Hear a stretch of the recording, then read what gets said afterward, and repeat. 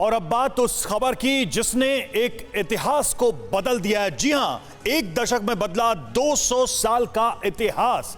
भारत की इकॉनमी के लिए आज बहुत बड़ा दिन है। इंडियन इकॉनमी, भारतीय अर्थव्यवस्था ने ब्रिटेन को पीछे छोड़ा है।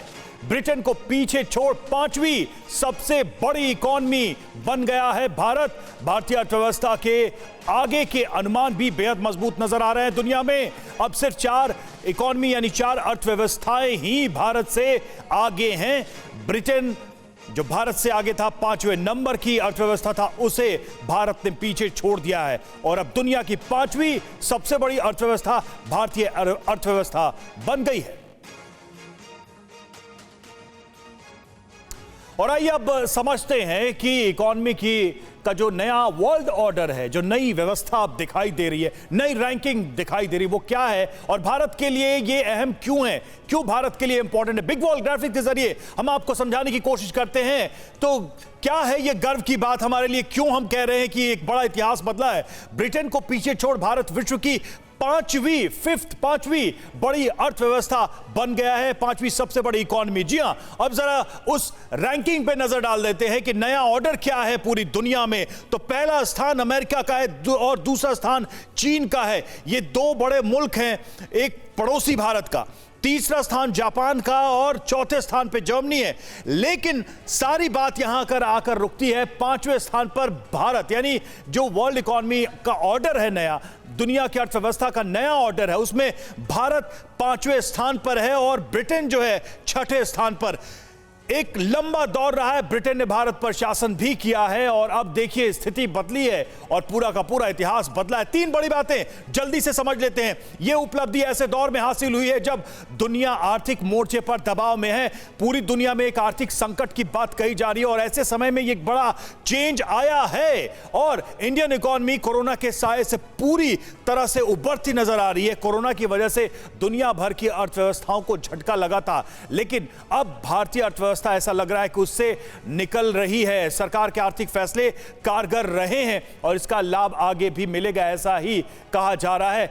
अजय बग्गा, मार्केट एक्सपर्ट, हमारे साथ जुड़े हुए हैं, बात करेंगे उनसे। सबसे पहले अजय जी, यही आपसे समझना चाहेंगे कि भारत के लिहाज से यह खबर कितनी बड़ी है और दुनिया की जो अर्थव्यवस्था है, भारत की इस रैंकिंग के चेंज से उस पर क्या असर पड़ने वाला है? जी रवि जी, बहुत अहम है। पिछले साल भी हम लगभग पहुंच गए थे, केवल $13 बिलियन हम पीछे रह गए थे यूके की इकोनॉमी से। इस साल हमने अब बढ़ोतरी कर ली है। इसके 3 मूलभूत कारण हैं, जैसे आप कह रहे थे। एक है कि जो भारतीय सरकार ने नए जो नियम लगाए हैं, PLI हो, आत्मनिर्भर भारत हो, जिस तरह से ईज ऑफ डूइंग बिजनेस बढ़ा है भारत में, हमने देखा है कि कोविड के बाद अच्छा उछाल आया। दूसरा है जो करेंसी की डेप्रिसिएशन रही है। हमारे RBI ने रुपए को ज्यादा बेहतर मैनेज किया है ब्रिटिश पाउंड के मुकाबले। ब्रिटिश पाउंड भारतीय रुपए के सामने 8% गिरा है पिछले 1 साल में। इससे भी हमें फायदा होता है। और तीसरा है जो हमारी तेज रफ्तार है इकोनॉमी की। इस साल भी 7% हम बढ़ेंगे, जबकि ब्रिटिश इकोनॉमी में माइनस आएगा, -1 तक, या उससे हो सकता है ज्यादा भी। लेकिन अजय जी, एक सवाल हर तरफ उठ रहा है कि कोरोना के बाद से जहां दुनिया की तमाम अर्थव्यवस्थाएं पिछड़ी हैं, झटका लगा है, उनकी रफ्तार सुस्त हुई है, भारत में ये चीज कैसे हुई है या भारत ने ये छलांग कैसे लगाई है?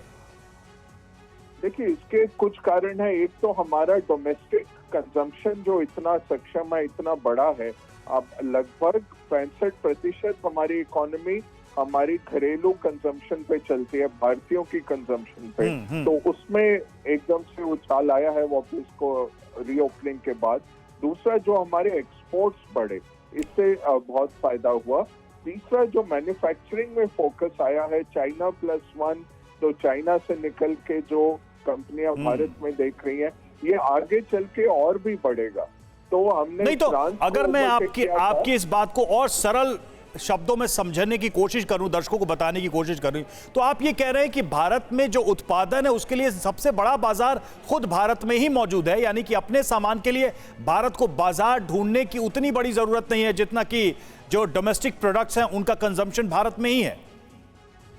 जी बिल्कुल बिल्कुल सही कहा आपने।